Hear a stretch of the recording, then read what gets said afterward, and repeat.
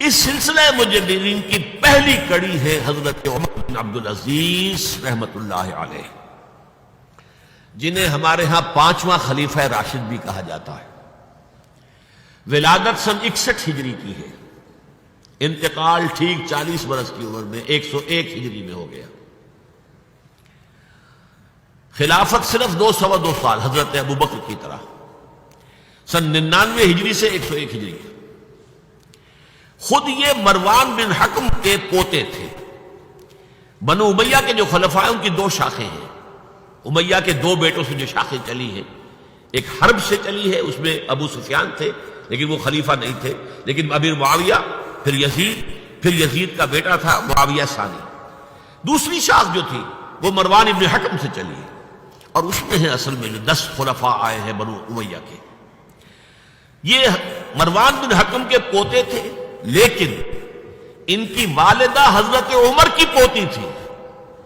یہ جو امتزاج ہوا ہے، یہ جو حضرت عمر فاروق رضی اللہ تعالیٰ عنہ کا خون ان کی رگوں میں پہنچا ہے، اب وہ بڑا مشہور واقعہ ہے، دلچسپ واقعہ ہے کہ حضرت عمر ایک روز اپنی رات کی گشت پر تھے، جو آپ خبر گیری کے لیے رات کو سفر کرتے تھے شہر کے اندر، تو آپ نے دیکھا small hours of the morning, صبح کا فجر سے کچھ وقت پہلے وقت ہوگا، ایک گھر میں سے آواز آ رہی ہے ماں بیٹی کی گفتگو کی۔ ماں نے کہا بیٹی بکریوں کا دودھ نکال لیا، دہو لیا؟ کہ ہاں امی۔ اچھا اس میں کچھ پانی ملا دو۔ میں نے کہا امی آپ نے سنا نہیں، خلیفہ نے منادی کرائی تھی کہ دودھ میں پانی ملانا غلط ہے، ہرگز کوئی پانی نہ ملایا جائے۔ ماں نے کہا کہ بیٹی خلیفہ یہاں کوئی موجود ہے، کوئی دیکھ رہا ہے، پانی ملا دو۔ بیٹے نے کہا کہ امی خلیفہ نہیں ہے، اللہ تو موجود ہے، اللہ تو دیکھ رہا ہے۔ حضرت عمر نے وہ بات سن لی، اس گھر کو آپ نے تاک لیا اور جا کے اپنے بیٹے عاصم سے کہا کہ وہاں رشتہ کر لو۔ وہ ہے لڑکی پھر جس کے نسل سے یہ حضرت عمر بن عبدالعزیز یہ پیدا ہوئی۔ تو یہ در حقیقت پوتی ہے حضرت عمر فاروق کی، ان کی والدہ ام عاصم، اور یہ خود پوتے تھے مروان بن حکم کے۔ اور جو 8واں خلیفہ تھا بنو امیہ کا سلیمان، اس کی وصیت کے مطابق یہ خلافت ان کو ملی تھی۔ اب آپ ذرا یہ سوچئے، جائزہ جو ہمیں آج لینا ہے، اس وقت تک دین کے اوپر کون سے گرد و غبار آئے تھے کہ جن کو حضرت عمر بن عبدالعزیز نے صاف کیا؟ ابھی 100 برس بھی نہیں ہوئے حضور کے انتقال کو، ابھی یہ 90 برس ہو گئے ہوں گے یا 80-85 برس ہو گئے۔ عقائد میں کوئی ٹیڑھ نہیں آیا، ابھی کوئی یونان کا فلسفہ نہیں آیا، ابھی کہیں کوئی منطق نہیں آئی، کچھ نہیں آئی۔ عقائد سیدھے سادہ جو عربوں کے تھے وہ ہے۔ اعمال میں بھی کوئی تبدیلی نہیں آئی، مسلمانوں کے اعمال اخلاق تقریباً وہی ہے۔ کچھ کمی ہو گئی، کچھ دنیا کی طرف زیادہ رغبت ہو گئی ہوگی، مال اور دولت دنیا سے زیادہ دلچسپی ہو گئی ہوگی، بس۔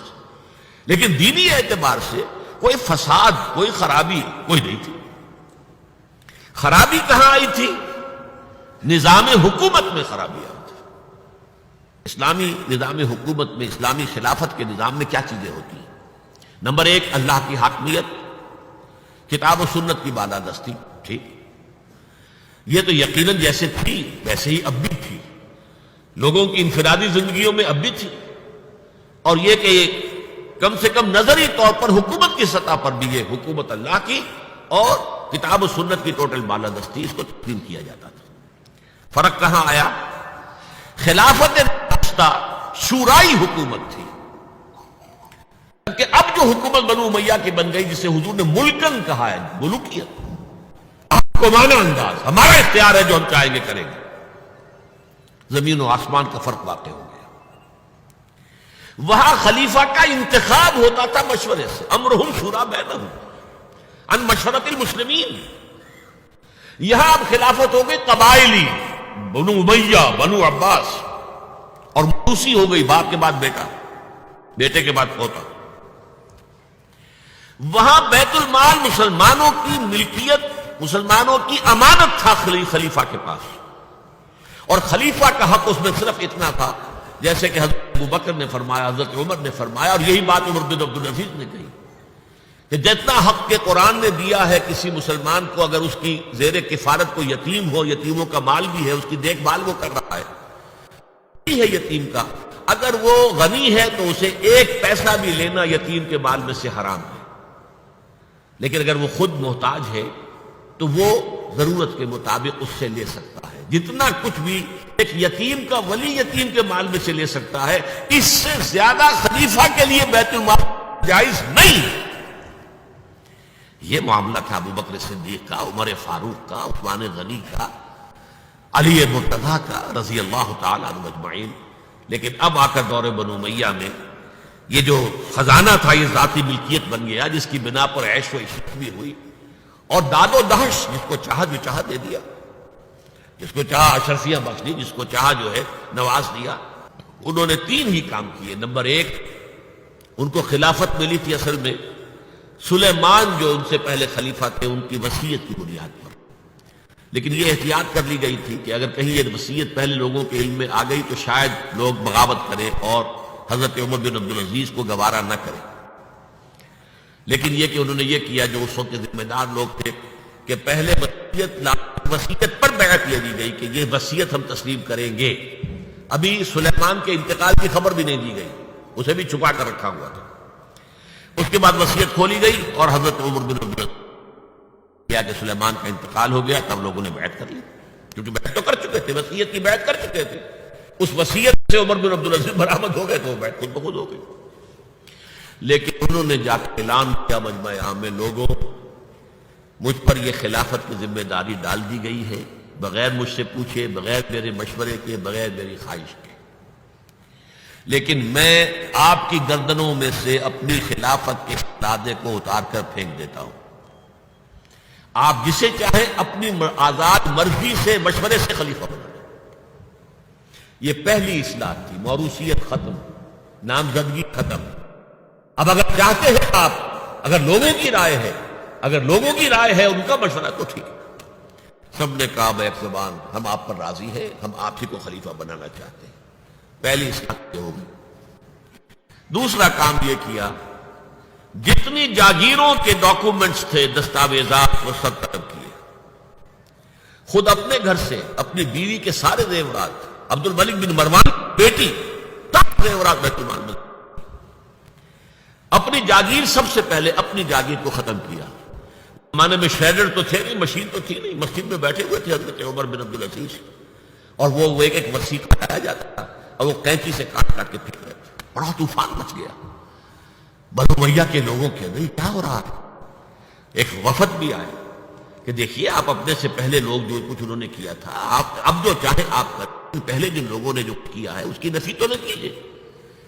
حضرت عمر بن عبدالعزیز پوچھتے ہیں دیکھو اگر تمہارے پاس ایک فرمان ہو امیر معاویہ کا اور ایک ہو ان کے بعد کسی پانچویں پشت کے اندر آنے والے کا، تو کے فرمان کو زیادہ اہمیت ہوگی؟ امیر معاویہ کے فرمان کی زیادہ اہمیت ہوگی۔ تو فرمایا پھر میرے پاس فرمان جو ہے وہ امیر معاویہ سے بھی بہت پہلے کا ہے، میرے پاس اللہ کی کتاب ہے، قرآن ہے، میں اس کی منہ سے طے کر رہا ہوں، لہذا ہو جائے کم وقت میں، کوئی ناراض ہوتا تو ہو۔ ساری جاگیریں ختم کر دی۔